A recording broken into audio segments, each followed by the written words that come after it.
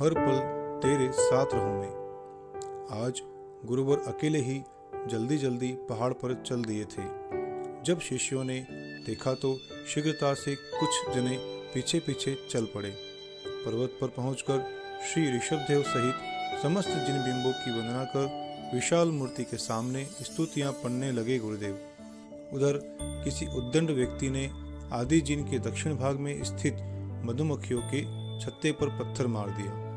मधुमक्खियों ने निर्वस्त्र दिगंबर तपस्वी पर हमला कर दिया। उपसर्ग आया समझकर आचार्य श्री ध्यान में बैठ गए। वे मंदराचल की तरह अचल हो गए और जहरीली मक्खियां चंचलता का और छोर ढूंढने लगी।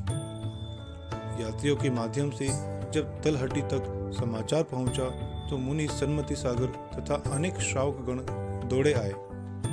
मुनिषि के निर्देशानुसार एक श्रावक ने घी कपूर भी ले लिया था।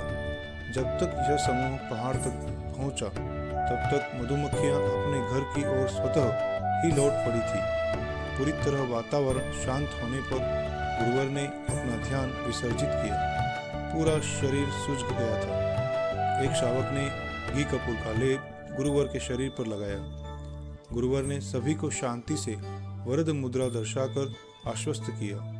मनोमन मुनिवर सन्मति ने आज यह दृढ़ प्रतिज्ञा कर ली कि अब मैं गुरुवर के साथ हर पल रहूंगा।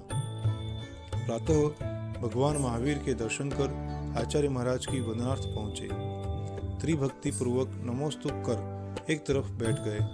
महाराज ने प्रातःकालीन पाठ करने के लिए मौन तोड़ा और लगातार 3 घंटे तक विभिन्न स्तोत्रों का पाठ मुखाग्र रूप से करते रहे। मुनिश्री महाराज श्री के इस क्षयोक्षम से अत्यंत प्रभावित हुए। उन्हें पठन पाठन की एक नई दृष्टि मिली। जैनागम के ग्रंथों और स्तोत्रों को कंठगत करने की प्रयोगात्मक सीख महाराज से प्राप्त हुई। ऐसे अद्भुत ज्ञान के भंडार थे आचार्य श्री महावीर कीर्ति जी। आचार्य महाराज की साधना बड़ी कठिन थी। उन्हें शरीर से जरा भी ममत्व नहीं था। इतने निर्ममत्व की घंटों धूप में खड़े होकर तपो साधना करने में भी उन्हें किंचित विकल्प नहीं होता था। चतुर्मास अभी आरंभ कहाँ हुआ था। गर्मी थी अपने चरम पर। जिस प्रकार बुझते हुए दीपक की लौ और अधिक उद्दीप्त हो जाती है, उसी प्रकार दिवाकर भी उद्दीप्त हो रहा था चढ़ते आषाढ़ का। चूंकि महीना आषाढ़ का था किंतु धूप थी वैशाख और ज्येष्ठ जैसी। फिर भी महाराज कभी मांगी पर्वत पर तो कभी तुंगी पर्वत पर पद्मासन अथवा खड्गासन से नियमित घंटों साधना करते थे। आहार के बाद से 3 बजे तक तो उनका नियमित आसन सामायिक हेतु धूप में ही लगता था।